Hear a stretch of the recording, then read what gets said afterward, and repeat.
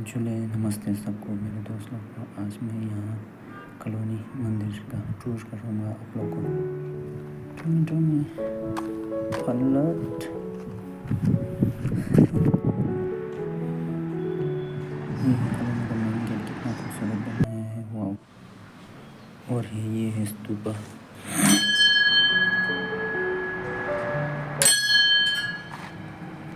और ये है कॉलोनी का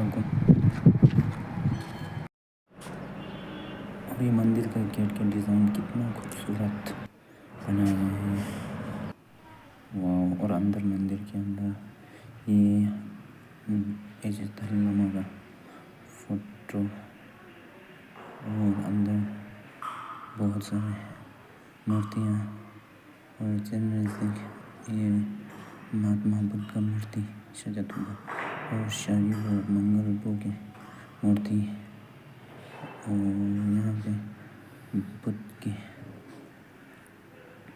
बहुत खूबसूरत बहुत अच्छा बनाया है।